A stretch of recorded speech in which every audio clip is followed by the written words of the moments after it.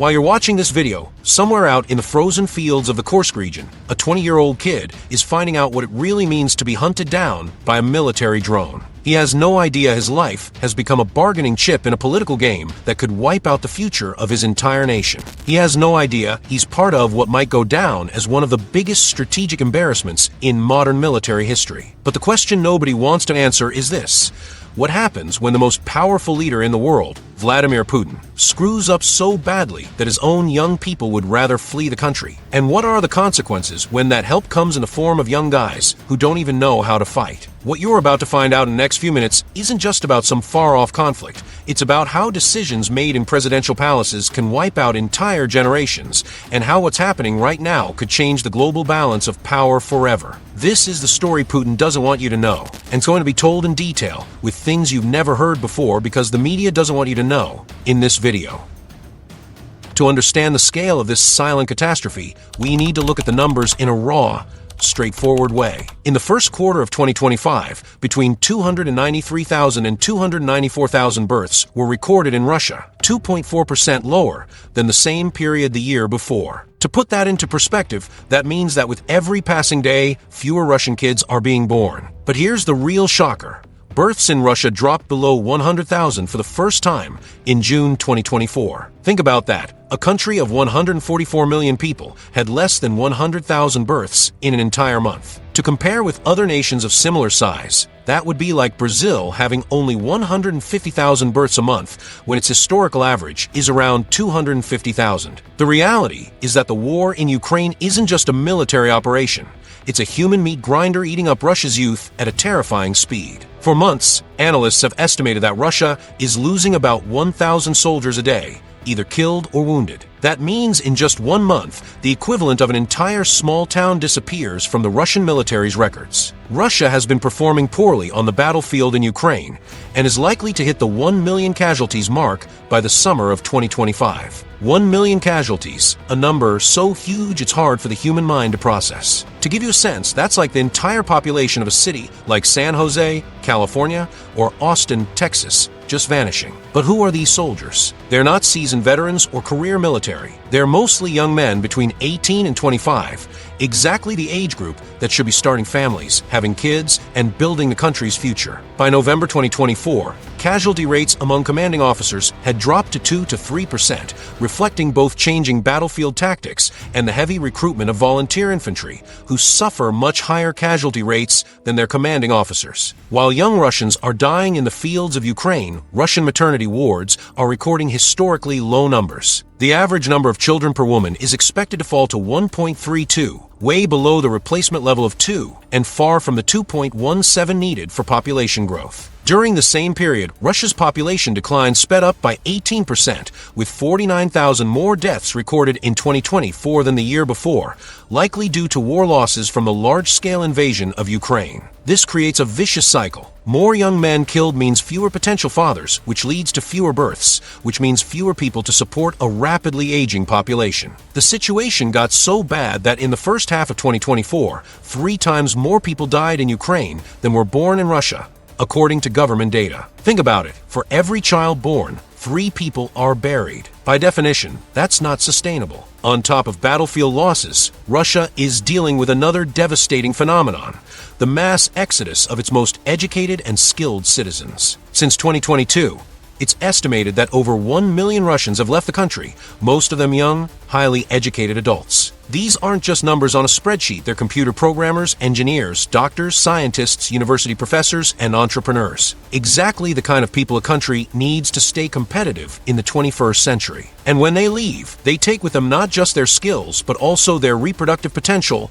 and their future contributions to Russia's economy and society. Rosstat, Russia's official statistics agency, projects that the share of the population at retirement age will grow from the current 24% to about 27% in the 2040s.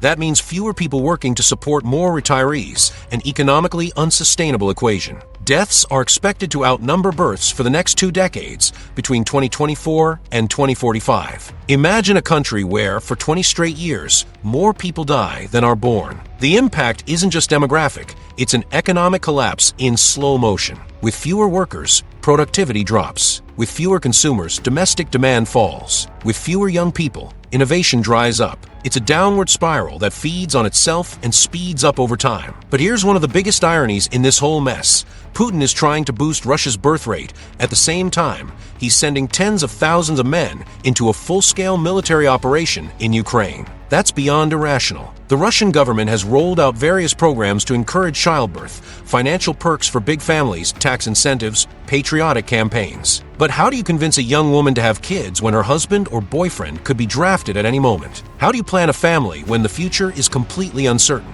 According to raw stat projections based on the 2020 census, births are set to keep falling, with annual numbers possibly dropping to just 1.14 million by 2027. A slow recovery might start in the late 2030s, but even then, the figures will remain dramatically low for decades. Birth rates have fallen most in Kalmykia, the Altai Republic, and Kamchatka. These regions were already struggling with economic and infrastructure problems. Now, they're literally losing their populations. In some of these remote areas, entire villages are emptying out. Young people head to big cities or abroad.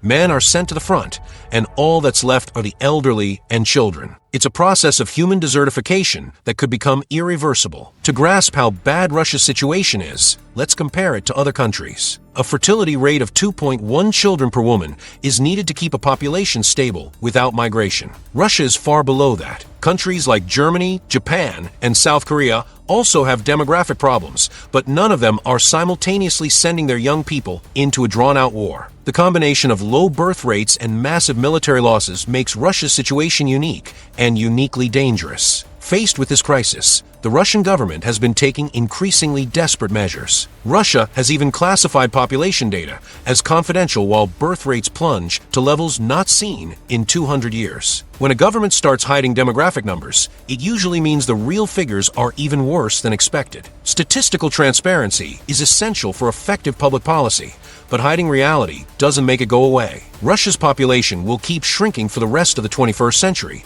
and ethnic Russians will make up a smaller share of it. That has not just demographic implications, but cultural, political, and strategic ones. The country's demographic decline is accelerating, with fewer babies born in the first quarter of 2025 than at any point in the last 2 centuries. 2 centuries. That includes periods of famine, epidemics, revolutions, and 2 world wars. Behind every statistic, there's a human story. Mothers who've lost sons, wives who've become widows, kids who will grow up without fathers. Young couples who decided to delay or cancel plans to have children because they're afraid of the future. Entire families who left everything behind in search of safety in other countries. Every birth that doesn't happen is a life that will never exist, with all its potential contributions to society. Every young man killed in the war takes with him not just his own future, but the future of all the children he could have had. The big question hanging over all this is, can Russia recover from this demographic crisis? In theory, yes, but it would take a radical shift in policies and priorities. Countries like France managed to reverse demographic declines with aggressive family policies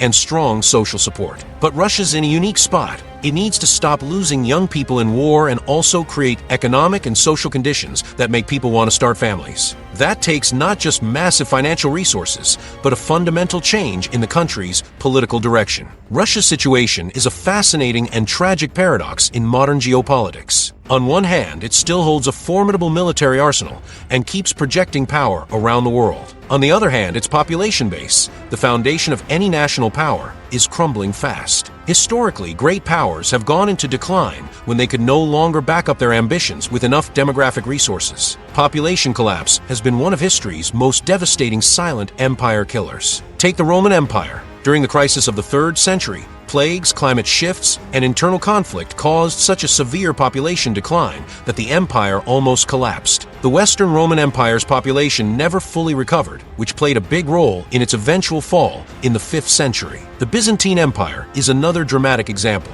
At its peak in the year 540, it had about 27 million people. But epidemics, constant wars, and invasions cut that number to just 12 million. a drop of over 50%. It recovered partially, but never reached its former levels, which fundamentally weakened it until the Ottomans finally took it in 1453. In China, the Mongol invasion of the 13th and 14th centuries, compounded by climate changes and famine, nearly cut the population in half. It took centuries to recover, permanently altering the balance of power in the region. Even more recent powers have felt the demographic hit. World War I devastated several European empires. Tsarist Russia lost so many young men that it directly fed into the Revolution of 1917. The Austro-Hungarian and Ottoman empires went through similar situations, losing not just soldiers, but also the ability to renew their populations. The question is whether modern Russia can avoid the same fate that has already destroyed so many empires throughout history. The story we're watching unfold in Russia is ultimately about choices and consequences. It's about a country that chose to prioritize short-term military and geopolitical goals over its long-term demographic survival. By the end of 2024, Russia's natural population decline reached 596,200 people, a 20.4% jump compared to the end of 2023. These aren't just numbers on a spreadsheet. They're real people, real families, real futures that will never happen. Russia is facing an existential choice. Keep burning through its youth in military adventures, or turn inward and rebuild the foundations of its society. So far, all the evidence suggests it's choosing the first path, with consequences that could be irreversible. What we may be witnessing is the beginning of the end for Russia as we know it, not because of external enemies or economic pressure, but because of its own political decisions. It's a powerful lesson in how policies that seem rational in the short term can be deeply self-destructive when you look at them through a wider historical lens. The final question is, when will the costs become so obvious that even the most determined leaders can't ignore them anymore? For Russia, that answer could determine not just its future as a regional power, but its survival as a cohesive, prosperous nation-state. So what do you think? Can Russia reverse this demographic crisis, or are we watching the start of the end for one of the world's major powers? Drop your thoughts in the comments about what you believe will happen to Russia's population over the next 20 years. If you enjoyed this content and want to understand more about how modern geopolitics is being shaped by silent crises like this, don't forget to like the video. It really helps us with YouTube's algorithm. And if you're not subscribed yet, hit that subscribe button and turn on the notification bell so you don't miss any of our deep dives into the events that are changing the world. See you next time. And remember, behind every headline, there's always a deeper human story waiting to be told.